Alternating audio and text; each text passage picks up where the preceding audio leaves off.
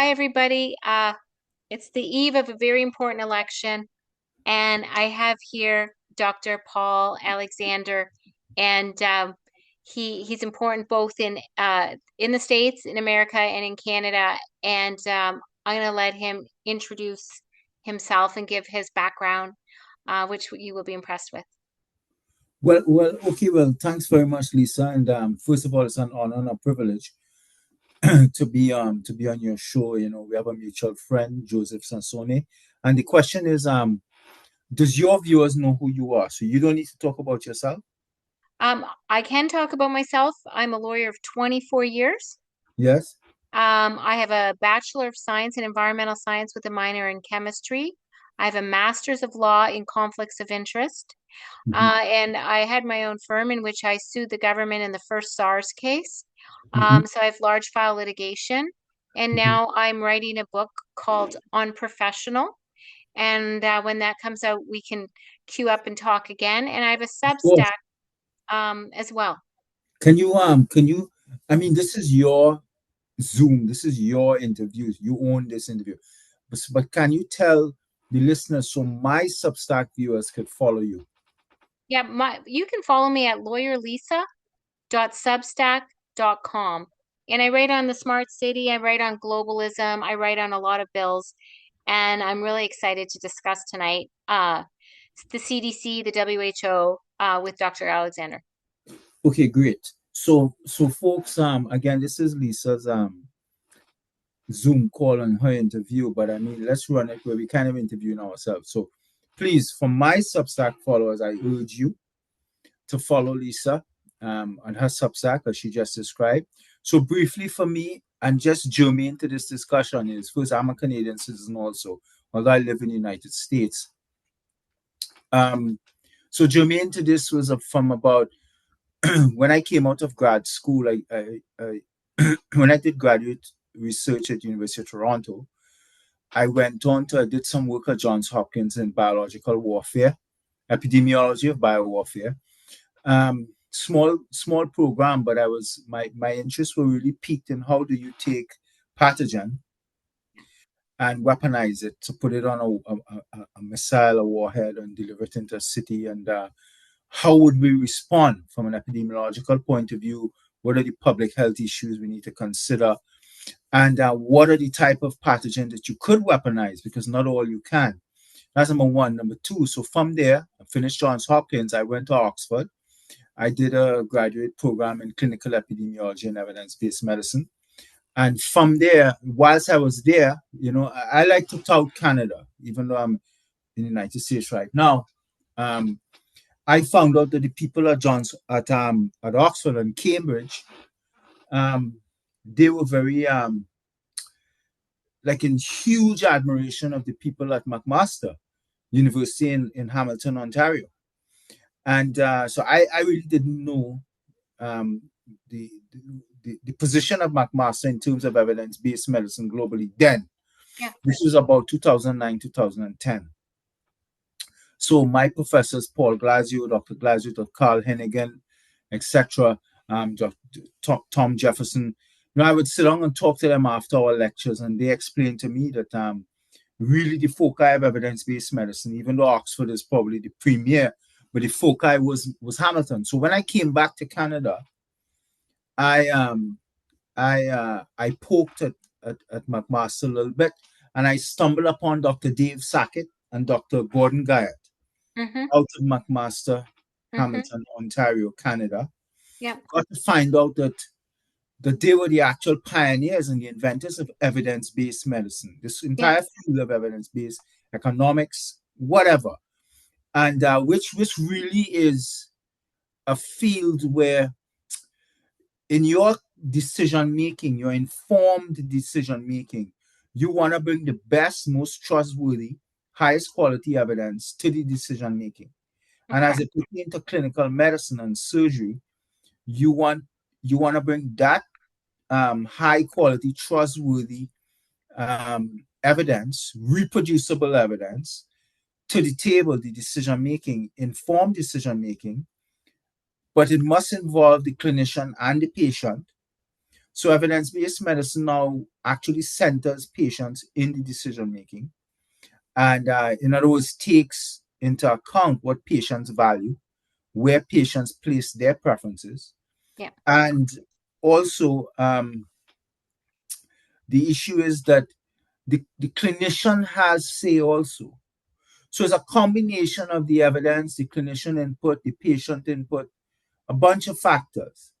And I found out that McMaster was really the foci. So at that point, I was going to read for a doctorate in bioterrorism at Johns Hopkins, but I also poked Dr. Guyot at McMaster, and I said, both universities offered me some funding, but McMaster offered me a full scholarship, research assistantship stuff to do the doctorate. So Dr. Gordon Guyot, who founded evidence-based medicine, was my doctoral supervisor, and for 4 years, and then I did a postdoc with him. Subsequent to that, I worked for the government of Canada as an epidemiologist internationally. In other words, most of my work for Canada was overseas. Like I was posted to South Asia, to India, Pakistan, all these places.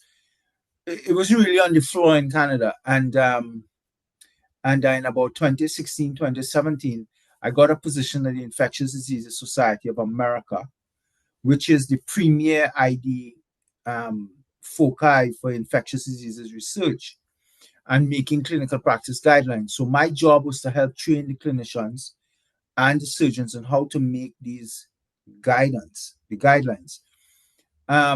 Subsequent to that, I moved into a position at WHO, Geneva, and at the same point, PAHO in Washington, developing training programs for low and middle income countries on how to conduct bread and butter epidemiology, bread and butter research, how to conduct statistical analyses. Because a lot of these places have a lot of technical competence, but they lack a lot of the software training, like the statistical, the SAS, the SPSS, how to write reports, blah blah blah, that it could stand up to scientific scrutiny on the international stage. So why I mentioned that is while at WHO in around December of 2019, WHO poked me and said, the project is winding down, but we have this issue coming out of Lombardy, Italy, where we have these reports of people with these pulmonary respiratory type symptoms, and China. And we want to understand what's going on. So we'd like to set up, and they were calling it at that point coronavirus. We want to set up a coronavirus unit at WHO, and you will be the person with my director. So the unit for coronavirus initially for WHO was me and my director, and my job really was to. Okay, I would like to ask you a little bit, just back up a little bit, because you were working with PAHO. Yes. Can you explain to us the relationship between PAHO and the WHO and how those two organizations work together? Are they one and the same? Is PAHO a regional office of the WHO for the Pan American? Because it stands for, so that everybody knows, it Mhm. stands for Pan American Health Organization. Excellent question, and so I don't get too long-winded. But you basically answered it. So WHO, as a UN agency, so WHO is the World Health Organization, so the public health guidelines, blah blah blah. It's divided into 5 or 6 global regions. So the Americas region, the Pacific region, the African region, the Euro region, etc., Mediterranean. And so, like, I worked in 2008 to 2009 for 1 year. I was seconded to the WHO regional office for Europe, all of the European countries, and the head office is in Denmark, in Copenhagen. And so I spent 1 year there as regional epidemiologist. And the nature of the work and the research and the projects, the countries of Russia, Poland, Ukraine, and Turkey reported to my desk in terms of what we were doing in Europe. And so I got the opportunity, and I'm sharing this because, like, I come from a little village in the Caribbean, in a little island, and sometimes I say, well, how the hell did I get to where I was? And I competed for that post and got seconded. I had the opportunity to spend time in Russia, Poland, Ukraine, Turkey, multiple. So I got as an island boy. Yeah. I came up in a poor. It was fascinating to me the places I got to see and the people I was dealing with. So PAHO is the Americas region for WHO, and it oversees Latin America, all of the Caribbean islands, and Latin America. So all of those countries, islands form PAHO. So PAHO actually, And sorry, and the United States yes, well, and, North America, yeah, and Canada as well. yes, Yes. North America, that Yeah. that side of the world. So the PAHO office is in Washington D.C., Yeah. but it's a WHO regional office for that part of the world.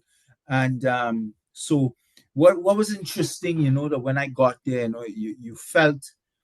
So at first I was in Europe in 2008, but then PAHO in 2018, 19, etc.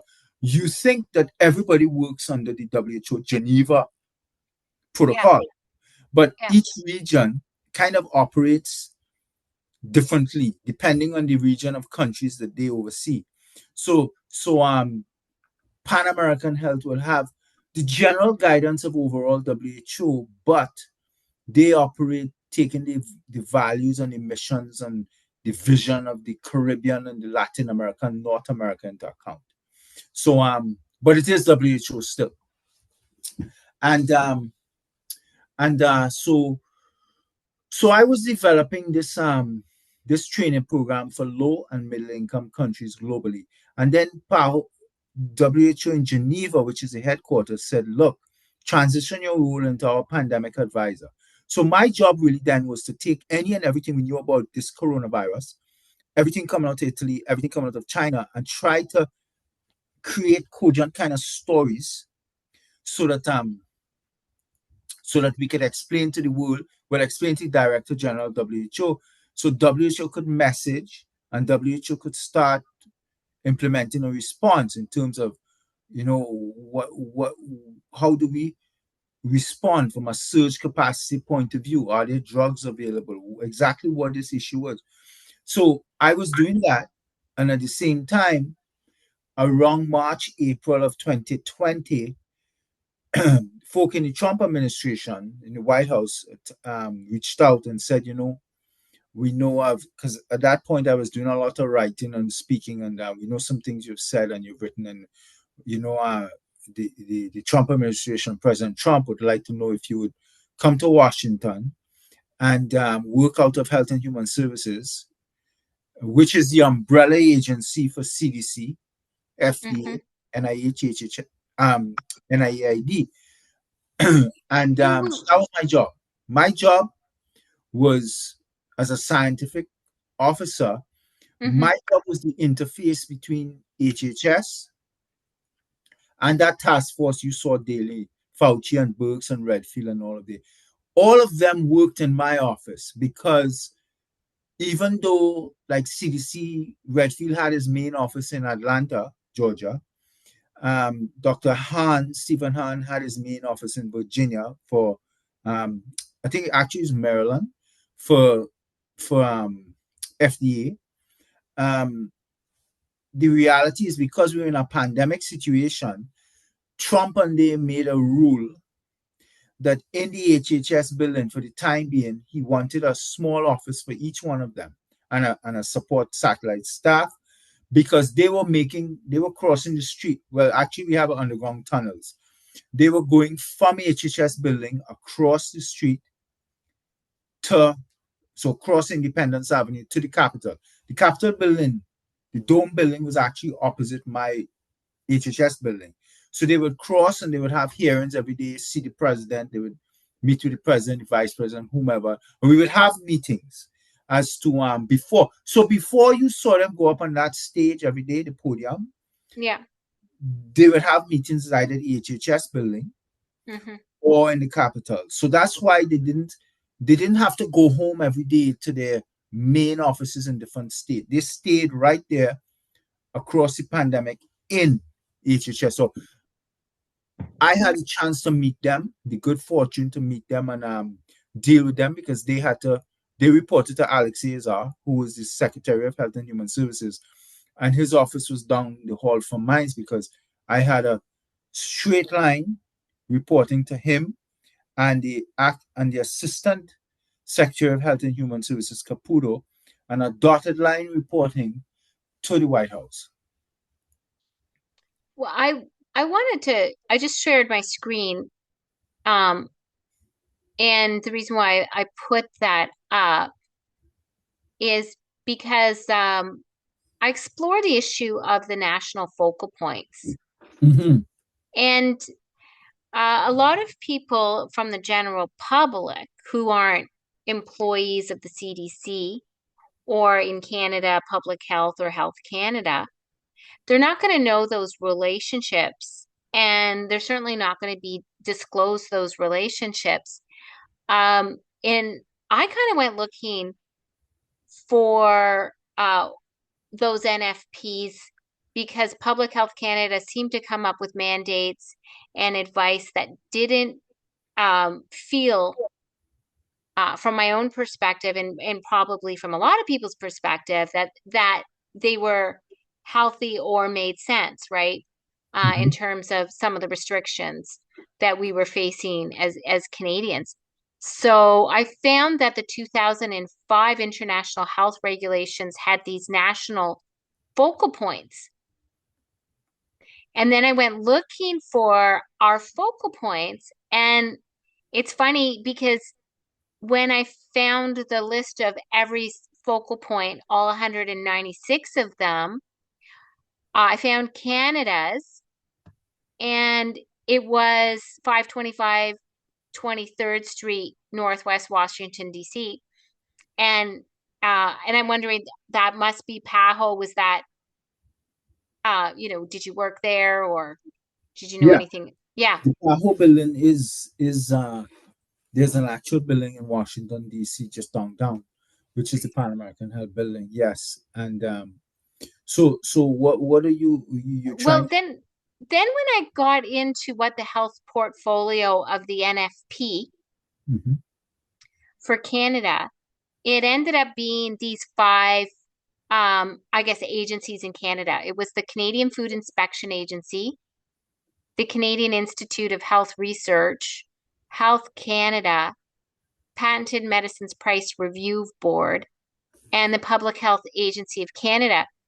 And like most Canadians or even any, American or anywhere else, they wouldn't know that there's that close of a relationship between their health agencies and the WHO. And when you see Theresa Tam in Canada, you're thinking that she's Public Health Agency of Canada, so you think there's a Canadian aspect to it. But in fact, they're very closely they have a very close relationship to PAHO and the WHO as a result of the NFPs. Um, and so that for me, that was kind of interesting. And then when um, I found everybody's NFPs actually. And then when I found the US NFP, the US NFP was also out Mhm. of PAHO. And again, the CDC makes all kinds of pronouncements all the time that the whole world pays attention to and decides are accurate. And let's say, this amount of people are, like the advice of the CDC or would 100% agree with that advice of the CDC without question. If there's a relationship between the CDC and the WHO that's not disclosed, you know, um, if if there's an NFP, a national focal point in the US, a national focal point of the WHO, and that's the CDC, then I think a smaller percentage would pay attention to the advice of the CDC. Um, and I don't think the average person understands the relationship of the CDC to the WHO and how intimate it is. No one talked about the fact that our countries had these NFPs, these national focal points of the WHO, and then Mhm. you see this like top-down approach across all countries that seem to accord. And the only conclusion that you can come to is that obviously that relationship is coming out through our NFPs. Um, and then the last one was that they listed for the NFP of the US, they listed the American Rescue Plan Act, the COVID-19 situation in the region of Americas. They listed the CDC, and then they listed US government foreign assistance. And so, like, would you have known even yourself that foreign assistance is an NFP? Like, is that rather shocking, or is that? Well, that's something that I just learned, and the thing about it is that it is surprising, and well, you could use the word shocking too. The thing is that I'll give you an example. These arrangements allow these entities to generally get the support from WHO that they would give like an actual country office of WHO, an actual World Health Organization office. So there's a bilateral exchange of information between both. So, for example, at McMaster University, McMaster, the unit that I belong to, I did my graduate research, the health research methodology unit. Within that unit, even drill down one more level, um, over time, the chairs and directors applied to WHO to become a World Health Organization collaborating center, we call it. A WHO collaborating center. That's the other term. You're using the term NFP. Yeah, The other term for it is WHO collaborating center. I And think those are two separate things because the national focal point mhm. is the top-down national control with the WHO, whereas the collaborating centers are approved, but are actually can be like a lab. It could be a veterinary clinic lab. It could be a whole host of different collaborating centers, and there's tons of them. But Yes, yeah, there's tons of the collaborating centers, but the NFP comes out of the 2005 WHO International Health Regulations. So that's like 19 years of a relationship. Um, and nobody says that the CDC has this, NFP satellite office of the WHO relationship with the WHO. And I think if it's almost like you're dealing with the WHO. That's it's the almost thing. like you're dealing with the WHO. It's the CDC, the WHO. And then once, the funding pattern changed so that, 85 to 89%, changed to non-country funding, voluntary funding. And you see like the Bill and Melinda Gates, you see the Rockefeller, you see Gavi, SEPI, you see all these, you see the World Bank, you see the ability to have corporate interests that might concern us really in our in the WHO. And then certainly, the CDC might say something like safe and effective or that kind of thing, and have the ability that with the private funding that we don't have that level of transparency to the general public. So if the CDC is supposed to be, or Public Health Canada or Health Canada, they're supposed to be these independent institutions we have faith in. And once this institutional relationship is hidden from the public and the funding changes, um, you know, do you have concerns about that? Or do you think the average person learning about that might have concerns? Like, how do you feel? Well, obviously, it's a very troubling. It's like a black box set up for us. We don't know what's in the black box, what's going inside of the black box. We just know things are coming out of the black box. We don't know who's in the black box, who has decision making, etc. So you're raising a very important issue, and I think what you're trying to say, if you don't mind me um, trying to unpack it a little more, is that we as independent countries, independent agencies, health agencies in our own countries, We should have our own independent, unilateral decision making for what goes on. But with these kind of incestuous even type of relationships and connections, we are actually taking top down decision making from the WHO and flows through our agencies as though it was the WHO. So so so it raises a host of questions, and we don't have the correct oversight. And that is why when I went to Washington, so I'll just explain something. As I arrived in May or so, President Trump made a decision to withdraw from WHO. So to withdraw formally, and he did it. He started, and it was a lot of panic. And the problem with what Trump did was he didn't codify it into law.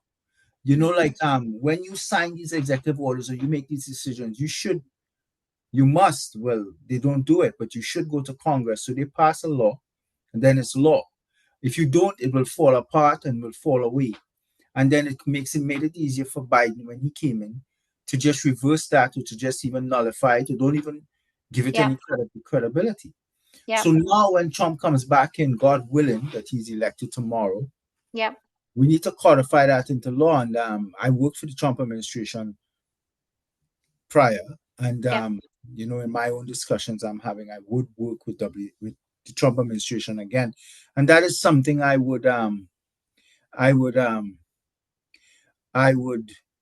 definitely once asked, I will do again, and we will get out of WHO formally this time and fully. and then even I think this discussion that the CDC's relationship is a pipeline from the WHO, that has to blow up Yeah, across the internet. That has to blow up. That has to get so viral. That relationship, that incestuous relationship, if justice is supposed to be done, it should be seen to be done. And it's up to them to prove it to the public that that incestuous relationship between the WHO and the CDC hasn't impacted all of the recommendations, right? This is something Bobby Kennedy needs to see. This is so important that there's a relationship through the national focal point that takes the CDC direct to the WHO. And since they didn't disclose it, since it's something that I had to go looking for and find, then we have to come to the conclusion that it's not good, it's not in our interest, and until they prove it to us. And then you might even think to yourself, it kind of makes sense if it's health related that they get this WHO and CDC relationship, like even someone giving them the benefit of the doubt. But why do they get foreign assistance? Let's go over to foreign assistance. Why do they get foreign assistance? So, and how does that work? Does does the WHO tell foreign assistants to write up a check that they send to Nancy Pelosi and then she just blows it out? Like, what's that relationship? What's that relationship? Why does the WHO have a relationship with our purse strings or the US purse strings, right? Look at all the amount going to Ukraine. And where's Tedros from? Is he from Ethiopia? Look at that. A lot of money going to Ethiopia. And then under humanitarian health, economic development, peace, multisectoral, how does that relationship with the WHO work there? Why do they, and then I have all these questions. Then there's the managing agencies. Who are these managing agencies? If the WHO is a foreign entity, do they have to register foreign assistance as a foreign entity? If the WHO is a foreign uh, entity, and then these are the managing agencies. Do these managing agencies then have to register? I mean, I've just only questions out of this national focal point.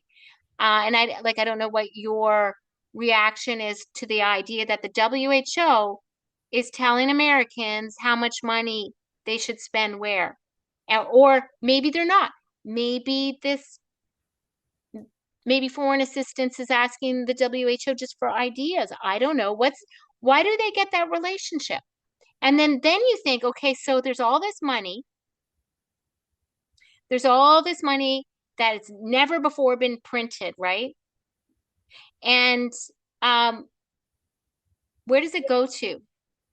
If it's going through the NFPs, the national focal points, and these are in every country, is this a way to move money without attracting, I don't know, the oversight of regular banking authority?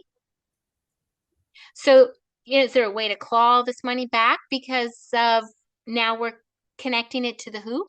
Have we connected to the WHO?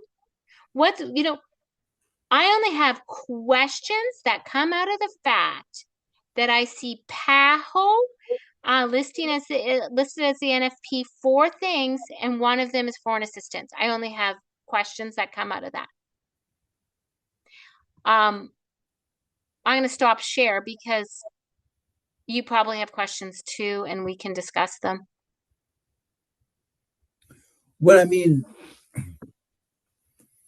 I think you're raising a lot of troubling issues, and it's just the way these operations operate. It's like even it's like even Fauci in the beginning when when back in 1969 when President Nixon um, signed a memorandum or some sort of some order stopping biological research, bioweapons research in the United States. And then our best understanding now from a 50,000 foot level is that is the Department of Defense. It was a CIA program initially, shopped it out to the Department of Defense, and the Department of Defense shopped it out to NIH, NIAID, Hmm. and that is how people like Fauci and they became involved in bioweapons, biological research through these health agencies. But when when it became a criminal offense for any nation to hold, maintain, stockpile, research even, or release biological agents, 1972, I think, or 1975, the bioweapons weapons treaty. Um, I think what we began to understand is that when the government makes good rules and good policies, subversive agents like the CIA, Department of Defense, etc., they take it dark and they take it off the table so that the Congress and stuff has no more oversight. Once you make it a dark program attached to the CIA, you no longer have oversight. You can't ask questions, Okay. and you know, you know, we even have our understanding now is that when Obama had said end it, Fauci didn't end the biological weapons research, gain of function research. He just took it off U.S. soil and took it to Ukraine and Wuhan and these places. So it gives you an understanding that you have all of these players in the United States government and by extension the UK government, even the Canadian government, who they actually are not following the rules and the laws of the land. They get in the positions of power and they want to invent things, create things, and they want to operate by their own rules. There are rules on the books that they just don't follow. Period. And here we are. We're dealing with these wild pandemics, with so-called pandemics. We have an argument that this never really was a pandemic, but I mean these emergency situations, these release of pathogen that many say were lab created, which again, that's a separate conversation whether they were lab created using gain of function or some other process. But the reality about it is we are living in America, we're living in a world today where dark, malevolent people are doing things not with the nation's best interests at heart, or not even what we want. They're doing what they want, and for some ulterior motives, and the motives, it's been 4 to 5 years now with just this COVID, not even SARS-1 that you worked on, that paints a picture of a very evil set of malevolent people making high-level decisions that are affecting our lives negatively. You know, I'll have to I'll have to agree with you. And that's why I'll have to programs agree like with yours, you. like no, that's why shows like yours, like you and Hmm. your show become very important because because you give the platform to people like myself and others, and yourself included as a subject matter expert, developed over time too. We are heavily worked in the area now, so we are quasi experts in many areas now. But you give us the platform and you give others the platform to speak and to try and educate the people. It's so critical that your supporters, that your followers support you because people like yourself are the key to why we could wage a battle and ask questions. Thank you. I agree. Um, I I agree. I mean, there's I would say the totalitarian bar, like the lawyers that have been working for the malevolent interests. There's hundreds and hundreds and hundreds of thousands of them, and they're all well paid. And then those of us who stumble up against them are only doing so, because we're doing research or we get a case, right? Maybe you're an employment lawyer and you get a mandate case, or maybe you're a personal injury lawyer and you get an injury case. But all other areas of law, both sets of the bar know each other. If you're an employment defense lawyer, you know the employment, or sorry, if you're an employer lawyer, you know the employee lawyers. They all interact together. You know the same cases. You go to the same lunch and learn. If you're insurance, you know the same cases.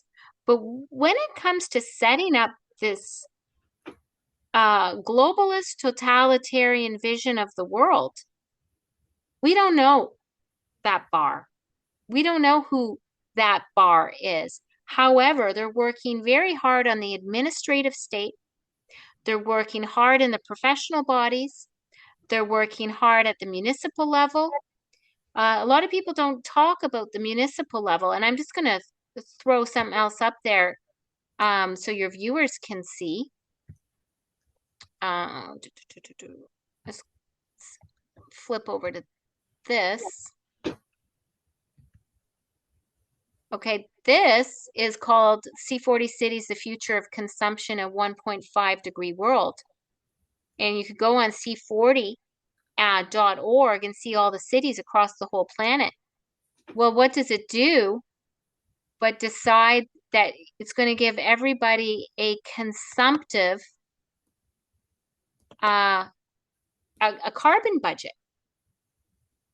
And I know this seems like it's off topic, but it's all connected through the One Health approach that the WHO is introducing. Mm-hmm. And so they map out a carbon budget for your building and infrastructure, your food, your private transport, your clothing, your aviation. And I'll put this in the link so that you guys can share it amongst each other. And like buildings and infrastructure, if you got, I don't know about the US, but Canada doesn't have enough housing at all. Immigrants are coming in. Well, it mandates 20% reduction in new building. So you're supposed to live in tents, I guess. And then on food, that's 13% of total emissions. By 2030, they want 0 kilograms of meat, 0 kilograms of dairy, and 2,500 kilograms or 2,500 calories per person. And, I mean, these are maniacs. They're total maniacs. They're absolute Lunatics. lunatics, dictators. They're total dictators. They're dictators, and this is coming in through One Health. This is coming in through the whole mechanism. But you know what? You wearing clothes, Dr. Alexander. That's 4% of emissions. Sorry, don't wear clothes. By 2030, they want 3 new clothing items per person per year. You think, is this your sock or underwear year? Like, you're gonna get a winter coat this year? Like, who are these lunatics? And the thing is, the people that think this way about humanity, they don't stop at clothing and underwears. And one of the biggest things about your election that I think everybody missed the opportunity was to frame Biden and Harris as the globalists, versus the nationalists, because that is the whole subculture of everything that we're going through. Open borders, that's a globalist thing, right? And this whole idea you can't disagree with climate, that's a globalist thing. Um, Private transport's 8% of emissions. Sorry, guys, by 2030, zero private vehicles. Is there bike lanes going in? Are you losing your parking spots? Right? And I'll everything that's linked at the international level that I research is linked at the municipal level on a globalist scale, right? So when Trump gets in there, he's got to take out the municipal deep state. He's got to take out the administrative state. He's got to take out the professional bodies as the mechanism to for DEI. So I mean, we probably should have been doing, you and I, a series of exposures on all of the globalist issues. So it's partly the WHO, but the UN gets in through climate. WHO gets into our governments through these national focal points. And there's been too much opportunity for corruption, and they've had that. And clearly they go after Trump because they are afraid of what he can do, that he isn't part of this whole mechanism. So um, whether he wins or not, I think we have to continue on the exposure.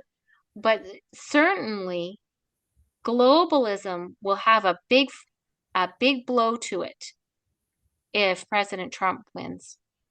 And we need him to win. I know. I know. I know very, very much. And he's in my prayers. Mm-hmm. He's in my prayers. And some people say, well, what's better for Canada? Trump's going to have tariffs.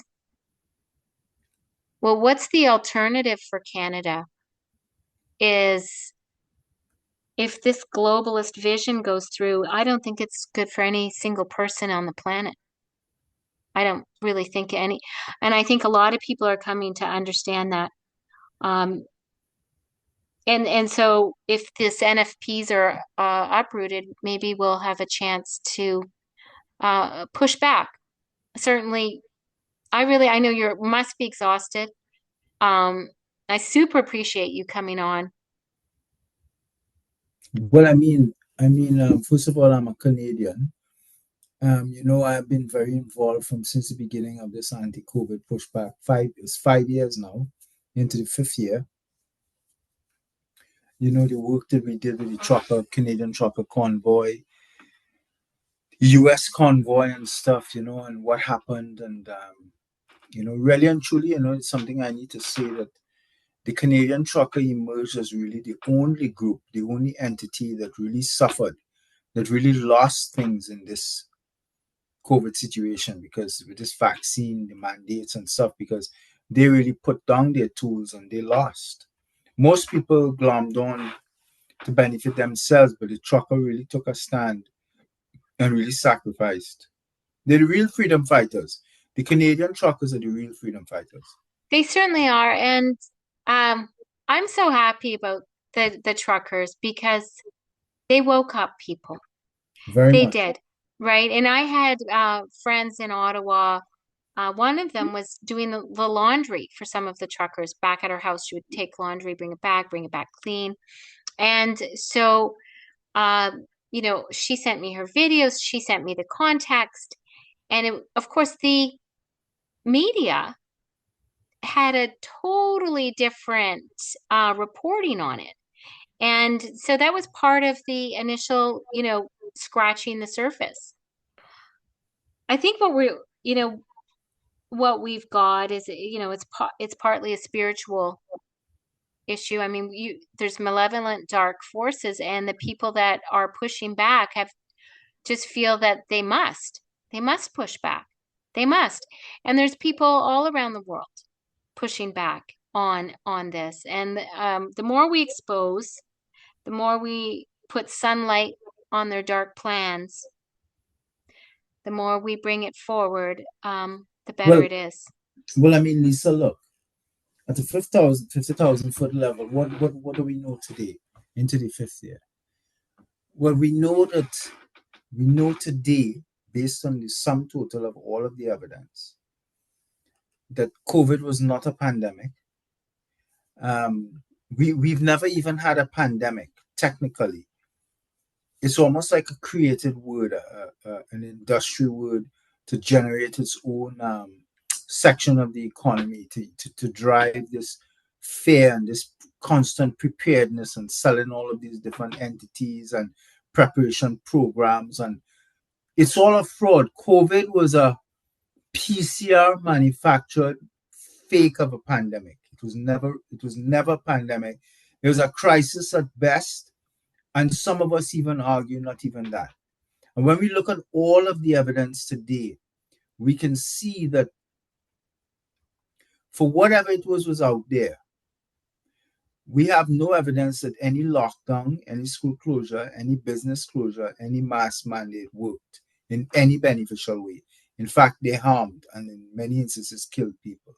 So we have a situation where we locked society down and ransacked the world, transferred 5 trillion from the poor to the already rich. Okay, and we hurt children. We devastated economies and people's health. We damaged immune systems. We did all of this for nothing. In other words, had we done nothing, no one would have noticed. And had we done nothing, we'd have lost almost no one. It is what we did in response to nothing. We created hysteria and fear to nothing. And that's the legacy of this. And that's why somebody like me, having worked in the Trump administration, I'm a huge Trump guy, huge supporter. Like right now, we've been on the floor in Pennsylvania and Georgia repeatedly. I went Pennsylvania recently, Allentown, give some speeches, pushing the Christian and evangelical voters out. And that's one thing I'll say. Um, Trump in 2020, our data suggests to us that about 7 million Americans in the swing states, the 6 or 7 swing states, did not vote. Mm. And those 7 millions identified as Christian and evangelical. So Trump lost, if you accept the vote count, by about 400,000. So that means of 7 million people who didn't vote as Christians, Trump lost by 400. We could get at 400,000. So people like myself have been part of a group that were tapped to go out to Pennsylvania, Nevada, Georgia, etc., and work on the floor, go to the churches, talk to the priests, the pastors, for them to agitate their flock, to make sure they go out to vote and tell the Christians and evangelicals to vote, because we think that India is a good pocket. Yeah, I think you're right.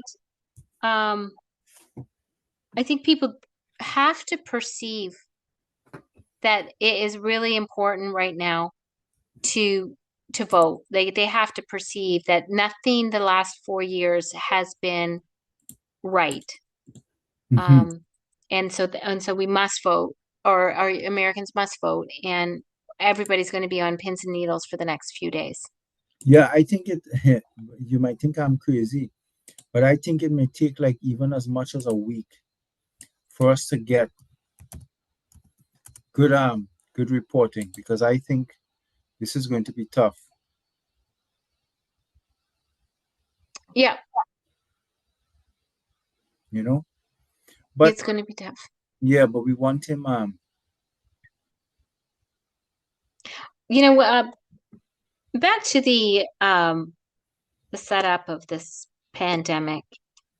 Back in, I think it was 2008, 2009, I was looking at the Senate, uh, and there was a Senate committee in Canada, and they were changing um, laws around level 1, 2, 3, 4 pathogens and labs, who got to work with them, if there was an accidental release or if there was a release of any kind on whatever level, whether or not criminal charges could be laid, etc., and what were the thresholds to get in.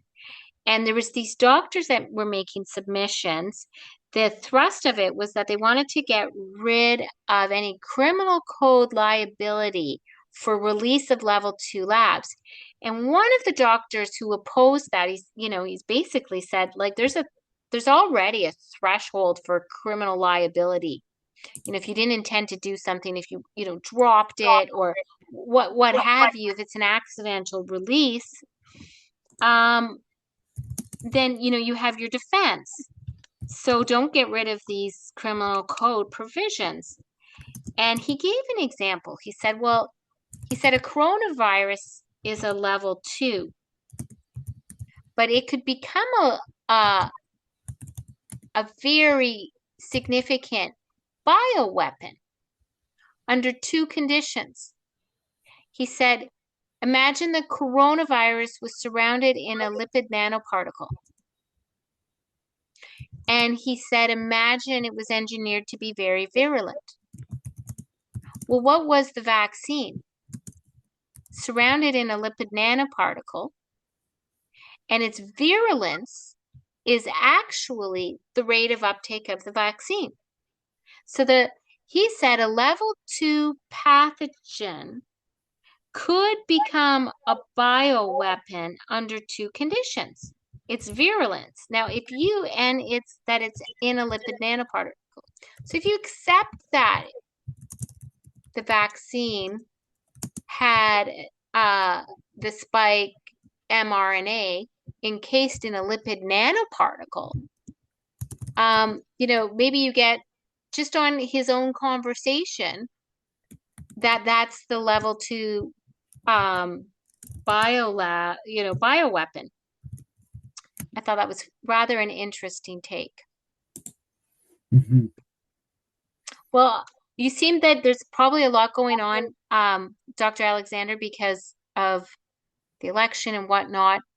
I would love to talk with you again soon on any of the topics that I'm researching on. There's a variety of things that I think are important to your viewers and my viewers, and especially your level of expertise Yeah, that you bring. well, absolutely. But let's see how things go tomorrow and in a few days after, and then bring me back on, and we could talk again about the results and where we're going in America. If Harris wins, Trump's win. Maybe want Trump to win, but I mean, there's a huge possibility Harris can win.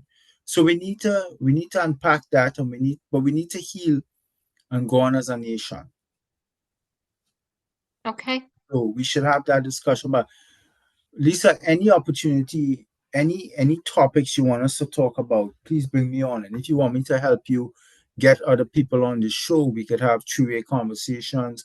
I could refer people, but I would be honored and privileged to come back and I wish to thank your audience Yeah. for the opportunity to be on this show and to have you host me. And I ask your audience to help you, support you so that you could remain in the fight as a voice for us and a platform for us. And I just want to leave your audience with my Substack. I also write a Substack blog, a daily one, and the address is Alexander COVID News Substack.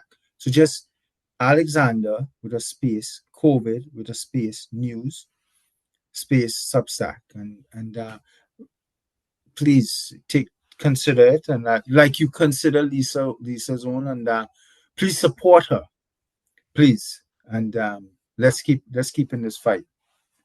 Thank you. And obviously, it's wonderful that we got to have this is our method to meet, and I hope everyone continues to support you as well. And that Trump wins. Let's Yes, find out. yes, Okay. and as soon as we know the results, just ding me. I'll come back home. We could talk about it formally. Okay. That's Okay? wonderful. Thank you. Thank you. Bye bye. Good night.